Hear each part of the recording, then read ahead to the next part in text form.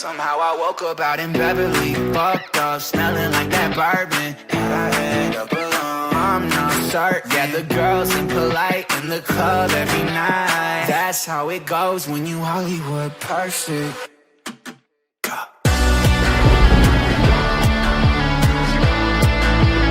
Hollywood perfect. Wagwan people, Lou Manny here, back again with another episode of the Barrow AFC career mode. Today we will be trying to complete December after unfortunately taking our first defeat in the league to Fleetwood in somewhat of a shock result. We'll start the episode today by playing against Port Vale in the FA Cup. We're hoping to have a little bit of an FA Cup run, so a win in this game would be preferable. The focus of attention. 4 goals in 3 games. You can't argue with that. The action is live. Next. We've rotated the team, obviously, as you would expect. So yeah, we hope to come away with a good result in this game against Port Vale. Round 2, we're away to Port Vale as well. My name is Derek Ray, and with me in the commentary position is the former Arsenal fullback Lee Dixon. And live action to come from the oldest cup competition of them all. This is how it looks for the home side. So here you see the Port Vale lineup. Obviously we know some of these players from last season when we played them in League 2. Came away with a win in that one. I was quite surprised to still see Legge playing at the back. I thought maybe he would be getting towards retiring. McCurdy is apparently the top goal scorer in the FA Cup currently. Obviously it's the early round, so it doesn't mean too much at the moment, but that's a nice little feather in his cap early on. And introducing the visitors lineup today. Our lineup looks like this. Obviously a lot of rotation. We haven't rotated every single first team player, but a good majority of them. I think it's around 9 changes we've made, giving Brough and Platt a run, Gribbin, Evans, Saive, Angus and Alberto in goal coming in. We're keeping the wing back lads the same. Well,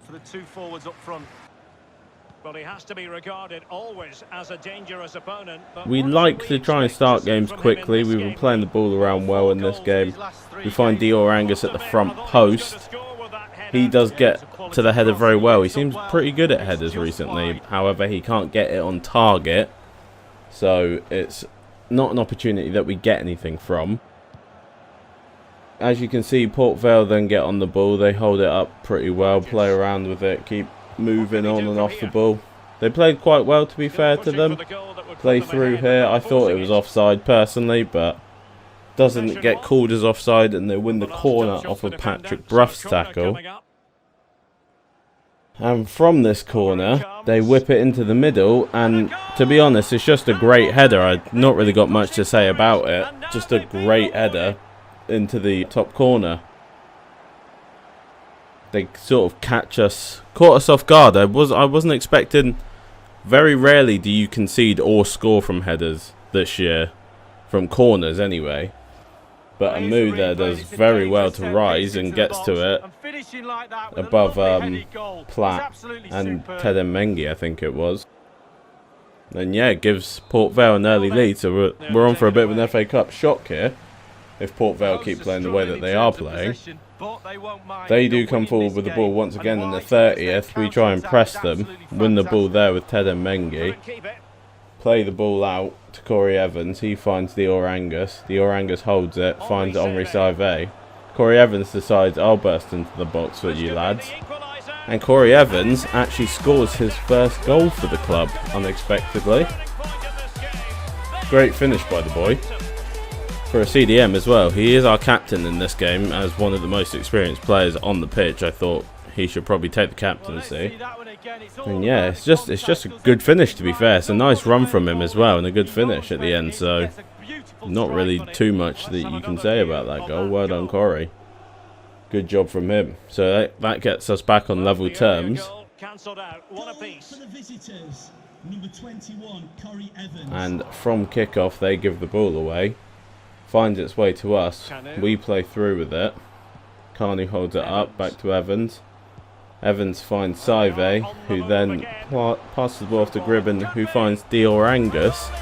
And somewhat unexpectedly, Dior manages to slide that one home. I'm not quite sure how that managed to go past the keeper. I thought the keeper gambled on it and got it, but it actually he doesn't come and claim it. And what happens is Dior manages to get a toe to it basically, and it just sort of flicks past the keeps just there. Sort of just pops it over the keeper. Yeah, it was an unexpected goal for us to get. Just a little toe from Dior sliding in was enough to put it past the keeps. And yeah, we take a 2-0 lead just before half time.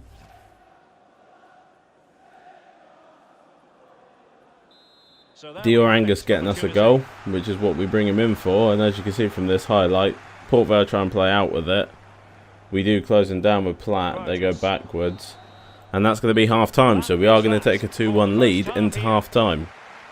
You could say somewhat unexpectedly, because Port Vale started off very well, but at the end of the day, a lead is a lead.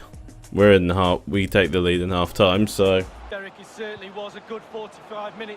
following that in the second half, we cross the ball to the edge of the box. Kanu controls it well and tries to volley it, doesn't come off. Callum Gribbin then takes a shot, and the referee calls handball off the Callum Gribbin shot. We thought we would just pop one with Gribbin from the edge of the box. We know his shooting's not that great, but it's worth having a chance, and we've got something from it. So, as you can see here, quite clearly a handball. His arm's raised, comes off of his arm. Kanu steps up. We know Kanu's had problems in the past with penalties, but this one he slots home very nicely to sort of break his bad run. So Kanu gives us a 3-1 lead in the 54th minute and sort of shores this game up for us, I would say. Well, as we see it again, I can tell you his nerves will have been jangling, but he kept his nerve. Really good penalty. No shortage of goals on this match. 3-1. Perfect position to read it. Port Vale, they do push forward a couple more times.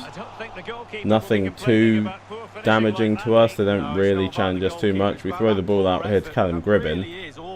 He holds onto it for a little while, finds Henri Sauvé, who goes back to Callum Gribbin, who chips one into the middle, and it's a great finish from Kanu there, who volleys it into the bottom corner.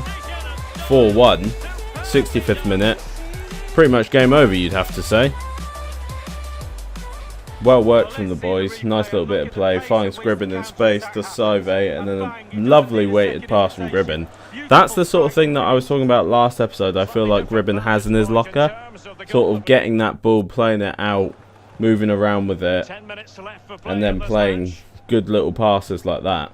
So we do decide to make some last minute subs. Since we're 4-1 up, I decided Mike Jones should come on, have a little run in the game, and here Mike Jones goes one-on-one with his man. His man can't keep up with him, and Mike Jones, a hero's goal from Mike Jones. Not playing a lot for us this season, obviously, due to him dropping off stat-wise, but he shows us that he's still got something in the bag.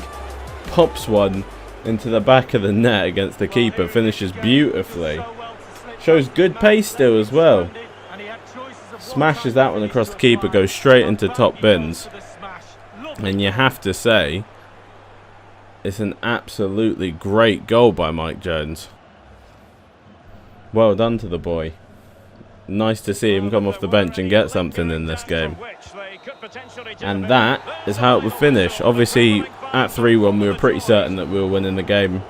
Comes 4-1. We know the game's over. Mike Jones gets a nice goal for himself. And at the end of the game, following the game, should I say, Mike Jones comes and says, basically, thanks for giving me the game. I thought it was all over, but I appreciate it. And I was like, Mike, there's going to be chances here or there.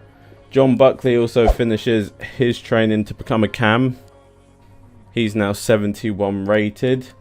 You can see we still sit in second place currently, just behind Barnsley. But we're not far behind.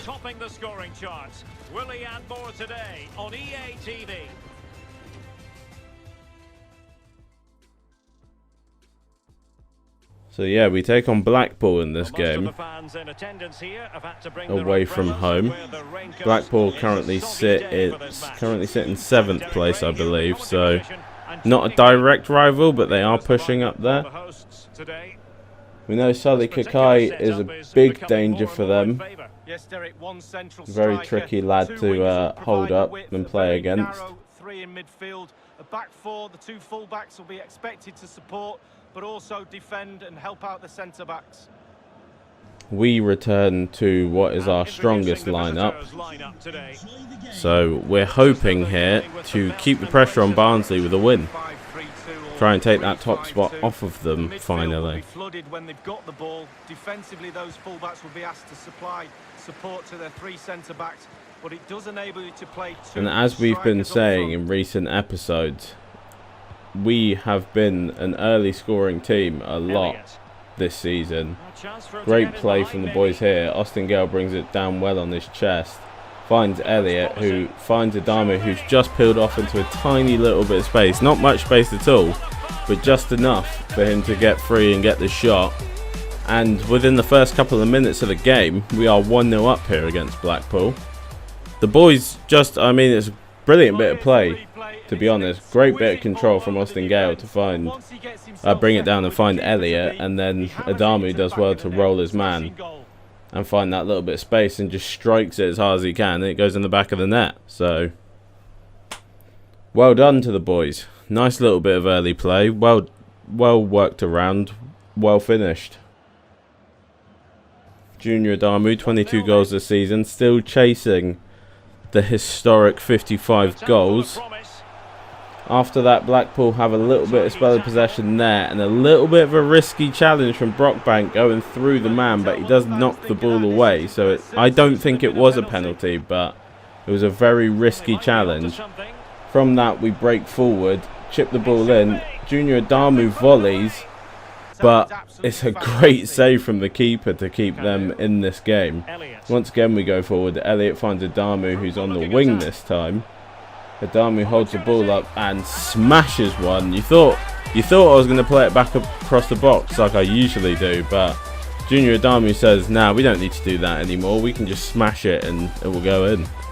Great finish from Junior Adamu. So much power on it. He literally just smashes it as hard as he can. Says to the keeper, see if you can get a hand on this.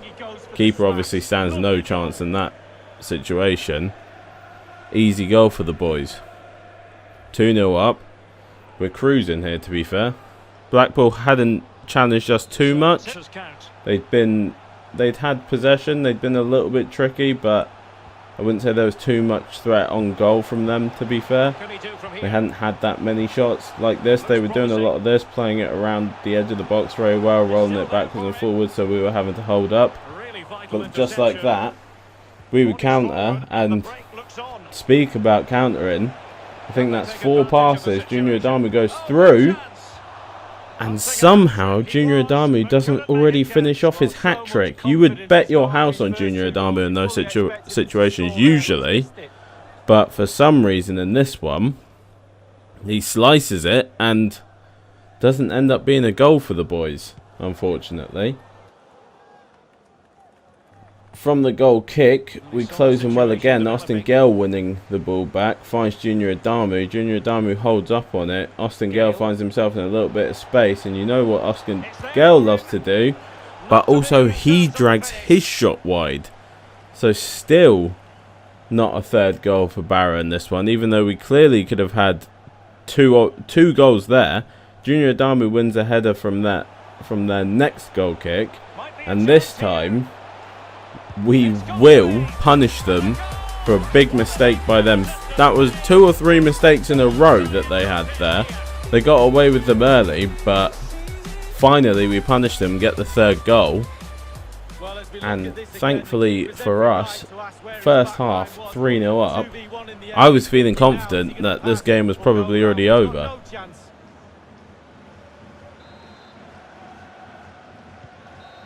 So there goes the half-time whistle. Half-time, we go in 3-0.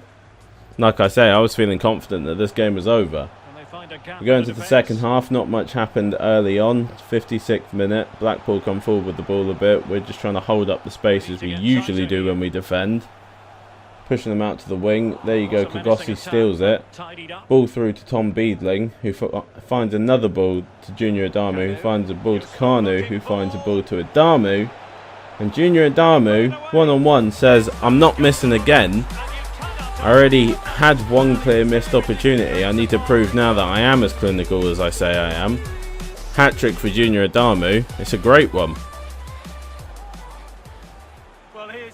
Brilliant counter-attacking football again. It's the way we play. It's just there's no real way to describe it, no way to explain it. We just play that quicker counter-attacking football. It works well for us this season, and that's how the game would end. 4-0 win, keeping the pressure on Barnsley like we want to do this season. We want to try and make them feel uncomfortable, and we want to take that top spot from them. Following that game, the board come to me and say that they're not too happy about the objectives that I was saying that we weren't completing. Obviously, you can see we failed one there. There's also sign a young player, which is still possible to do in January. So we could definitely still sign a young player, but obviously we know that we don't have a lot of money to work with in January.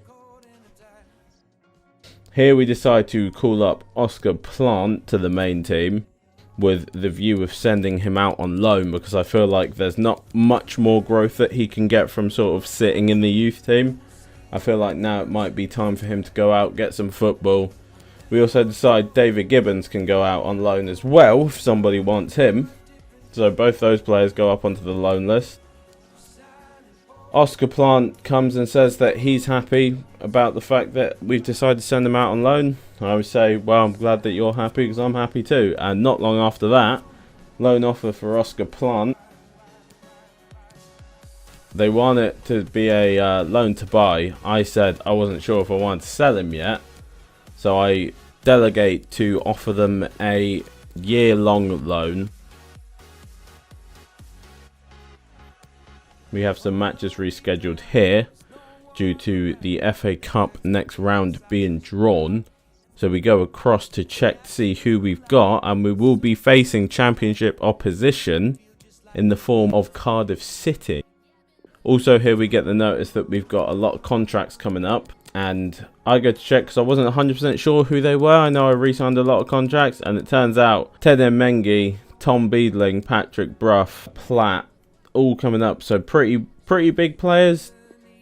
Ted Mengi here says, I just looked to see if I could quickly offer him something, because obviously we're in December. Next window we're in January, so teams can start negotiating with him there. So I was panicking a little bit here because I was now thinking, well, we need to sell someone in January to avoid losing some of our biggest players. Sumahara comes and says that he wants to play because we play Plymouth Argyle in this game. Team that we played last episode in the Lewis Hardcastle Derby, as we were calling it. We play them again in this episode because they're still pushing up the table and it's still a pretty big game. So we want to make sure that we're getting wins against teams that are pushing up the table for sure. Obviously, we want to beat everyone if we can, get as many points on the board as we can, but we definitely want to beat teams that are trying to become direct rivals to us. And joining me is the former Arsenal defender Lee Dixon. This is the lineup for the home team. Couple changes from the first time that we played them. Frank Nubel coming in, Ruben Diaz starting this game as well. Same formation, Lewis Hardcastle still sitting in that holding role. I was feeling confident going into this game, to be fair, considering last time we beat them fairly comfortably, that we could walk away with another win. It was a pretty competitive game, and in the 21st minute, Luke Jeffcott, who was starting this game because we had to rotate due to fixture congestion, he almost gives us an opportunity. And over comes the corner. But we whip in the corner, and as I was saying earlier that you don't score a lot of goals from headers in this game, we score a goal from a header from a corner. And surprisingly, it's not one of the centre-back lads, no, it's Junior Adamu. Suddenly it seems Junior Adamu has got this real skill for scoring headers. None of us really expected it, I don't think. I definitely did not expect that to go in when I saw... I didn't even expect him to get to it. It's right in the mixer. There's a lot of players around him. Turns out that none of them are really challenging him. Also, the man on the line definitely could have saved that, but for some reason decided he was going to clear it with his shoulder? Not really sure what you were thinking there, lad, considering It's probably a little bit higher than your shoulder. But as I said, I was feeling confident. However, Plymouth were giving us a very tough game here. Frank Nubel coming into their team, he gave them an option for a player to sort of hold up play more. And he was pretty difficult to deal with most of the time. They started pressing us here towards half-time. Trying to get the ball back. They play around well there. Take a shot, but unfortunately it seems the map... Well, unfortunately for them, not unfortunately for us. They slice it wide. And we are going to go into half-time with a 1-0 lead over Plymouth. So we're not feeling as... We're not as far out of sight, I don't think. I think last game we might have been either 2-1 or 2-0 up. I can't remember. But yeah, we're feeling confident still. Switched around and are ready now for the second half. And Nuble has it. Plymouth played a lot more possession-based in this half. Good ball down the wing here, but the man doesn't take the first time shot. He takes the second shot. And Lance Harris does very well down at his near post once again. We saw him have weaknesses there before, but this time does very well. They whip the corner and we head it away. Falls to them again. They try and play around the box again, but we get a challenge in there. Harry Brockbank, they give him space to run, so you know Harry Brockbank's going to run into that space if you give it to him. Nice little bit of play here. We see Junior Adami make a cut and run. It's a very good ball through to him by Harry Brockbank. And we just smash it home. The option was there to give Jeff Gott a goal against his former team. But like I say, Junior Adamu, he's chasing history right here. He's trying to break the goal scoring record in League One. He hasn't got time to be giving assists away. So he decides, I'm smashing this one in, Luke. Sorry, you have to wait, mate. Junior Adamu, another goal. I think that's his 23rd or 4th goal this season. Absolutely incredible player right now. They once again work down the wing late into the game. Harry Brockbank's very tired, so I decide here probably time to sub him off. We're going to bring on Cheksuma Horo at that right wing back spot. Another corner for Plymouth. They don't really have anyone directly in the centre and they keep whipping it near post, so I'm not quite sure. They might need to work out their set pieces. Austin Gale wins it here though, and you know Austin Gale's going to break away if you give him the opportunity. Cut and run there from Idris Kanu. The defender who was in the middle floats away, and Idris Kanu gets himself a goal in this game. Adds to his own tally for the season, and that's a 3-0 win for Barrow against Plymouth.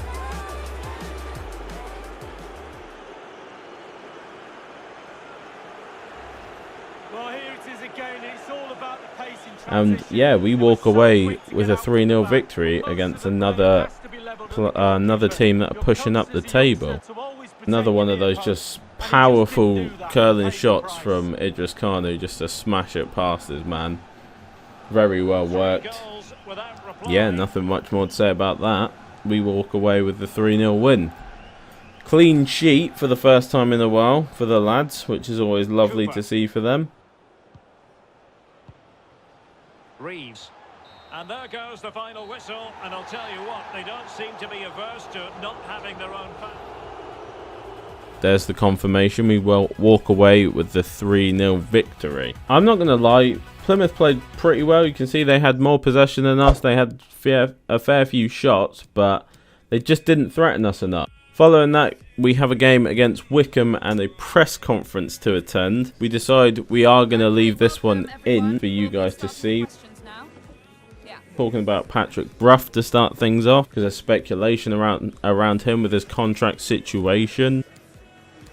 I'm not offering Brough another contract. Well, I'd offer him like a 1-year extension, but besides from that, I'm not interested in offering him another contract, to be honest. They ask us if we think we're going to continue our run. I say, obviously, we think that we've got the lads for it. And then they ask us if we think Wycombe are going to beat us. And obviously, we say no. Or get the better of us, should I say. Not directly beat us. As you could see quickly in the table there, I think I'll show it properly after this game.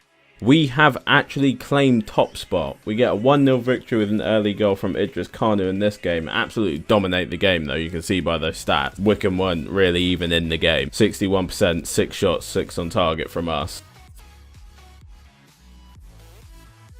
But here, I believe, you can see, there we are. The Barrow boys have finally pipped Barnsley to top spot. We now lead them by 3 points. They have had another loss on their record while we've been rolling. They also drew 2-2 with Hull City. Plant also has his loan agreement. They decided to take him on a short-term loan instead of the 1-year loan, which is fine by me. So in January, Plant will be going out on loan. He has grown another overall since that. But yeah, we finally get top spot. We wrestle top spot away from Barnsley after all of this time. We've been fighting them all season long so far. Fighting back and forth for this top spot. We've been so close, but then we've dropped points. But finally, we get it. And now we go into another sim game. This is how we ended last episode. This isn't quite the last thing that happens in this episode. But we go into a sim game against Fleetwood Town, the team that really almost dented our promotion push. Or sorry, our title push, not our promotion push. So we're hoping here to get some revenge on these boys and come away with a victory, considering they shocked us last episode and took a win away from us. And Junior Adamu says, Gaff, I know what we need to do, and get yourself an early goal. That's how it is going into half time. Not much going on. Fleetwood with a lot of possession but not really doing anything with it in this game. Second half, we play it around once again and feed it into Idris Kanu. Idris Kanu slots home, and we've got a 2-0 lead over Fleetwood right now. And that's how the game will end. We do get our revenge on Fleetwood after they beat us in the last episode and hand us our first loss. We keep rolling at the top of the table, and we roll straight into the next game against Crewe Alexandra, where Luke Jeffcott gets us a 1-0 win in a quick sim. Once again, absolutely dominating the game. Not really close whatsoever, so we would expect to come away with a win in that one. But yeah, that's all the games that we have for this episode. But interestingly enough, we receive an offer for Lance Harris, and also we get an injury on Harry Brockbank for next episode when we go into a game against Cardiff. A lot going on right here, a lot to talk about. Obviously we have youth players that we're looking at now. We don't really have an active interest in any of these players from what I remember. No one really interests us there. There's also Bruff's contract situation. The board have asked us to sort it out. We're not going to give him another contract, so if he wants to leave in January, he can. We get a £9 million offer from Brentford for Lance Harris going into January. I decide I'm not going to sell him for £9 million. However, if they want to give me a goalkeeper back, then I would be interested in that. So I asked them initially. I thought about David Raya, but I didn't think he would come down to League One, considering he's a pretty established Championship goalkeeper. Luke Daniels must be playing second fiddle, I thought, and he is 33 years old. So he would probably be a decent option for us to bring in. Maybe not better than Alberto right now, but maybe Alberto can start. Luke Daniels can back up for him. So we contemplate it for a long time. We say Luke Daniels, and we take the price up to 10 million because obviously we want more money. They say no, 9 million. There wasn't any players. I did think about maybe Ethan Pinnock could be a player, but I didn't think they would come down to this level. So eventually, after looking around, Josh De Silva was another player I looked at, but that wasn't a realistic transfer. And to be honest, none of the young lads looked that interesting to me. Did take a quick look at the strikers, but nothing there either really. Also interesting to see that they still had Said Benrahma there. But eventually we decide we're going to ask for 12 million from Brentford if they want to take him. Sorry, 14 million. They say no, 9 million. At which point I then go down to 12 million and say, if you want him, you can have him for 12 million. They come back and say, no chance, we're playing that amount of money. So I say, fine, we'll keep him. But yeah, that's how we're going to wrap up the episode. We start next episode off with an FA Cup game against Cardiff, which should be interesting. So yeah, thanks for watching, guys. See you when we're back in live com, and peace.